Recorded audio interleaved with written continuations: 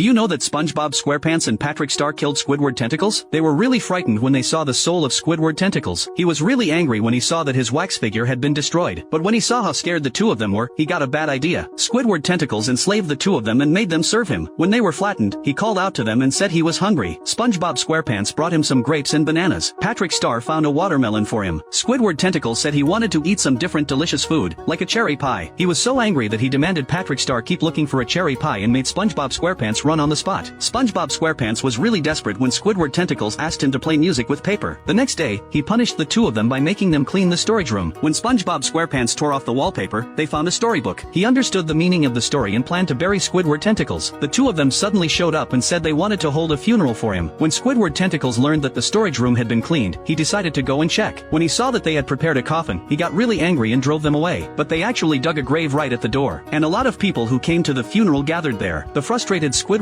tentacles decided to admit something. You're bald? No, I'm not bald! I'm alive!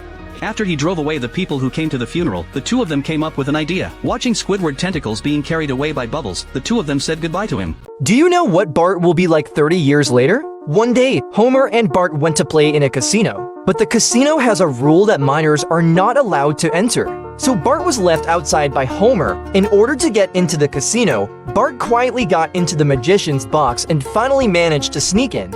I'd like to introduce you to my little wooden friend. He's in his box, pining away. Say hello to... Together. You've become a real boy. Just as Bart was about to make a big splash, he was caught by the security guard and taken to the boss's office. Listen to me. Unless you change your deceitful ways, I foresee a life of bitterness and failure for you, Bart Simpson. How'd you know my name? The boss said that Homer had mortgaged Bart to the casino. Bart was very disappointed. He thought the boss could predict the future. Who says I'm not? Whoa! If you want to see your future, throw a treasured personal item into the fire. Okay. What?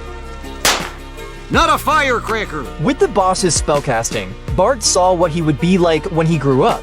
He was a down-and-out singer and didn't even have enough money to rent a house. He could only squeeze in with his friends. Suddenly, Bart received an invitation to perform.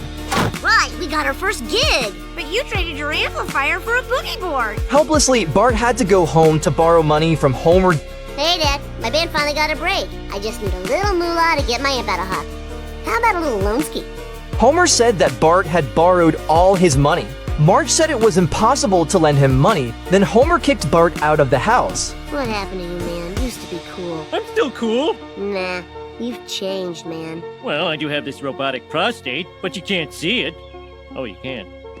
Do you know what Bart's dark history is? Bart has recently been obsessed with a game console and hoped that Marge could buy it for him. Unfortunately, Marge refused. Even when it was time to go to bed at night, Bart was still in a bad mood. The next day, when Bart was wandering around on the street, he accidentally found that Milhouse had actually bought that game console. So Bart showed up uninvited and wanted to play games with Milhouse. But Milhouse directly refused him. Mom! Bart's swearing! Hey, what the hell? No, Damn it, I wasn't swearing. right now. Out. Bart went to the shopping mall. Just as he was looking at the game console he liked, the mother next to him bought that game console for her child. This made Bart very envious. At this moment, the school bullies suddenly appeared and showed Bart the goods they got for free. Are you guys shoplifting? Four-finger discount, dude. Shoplifting is a victimless crime, like punching someone in the dark. Looking at the game console he liked on the shelf, after some mental struggle, Bart finally took a chance and stole the game console. As soon as Bart walked out of the shopping mall, he was caught by the supermarket guard. Sir, would you open your coat, please? I don't think this is the kind of coat that opens. Please step back in the store, sir. The guard took Bart to the office and was going to call Mr. and Mrs. Simpson to inform them of this matter.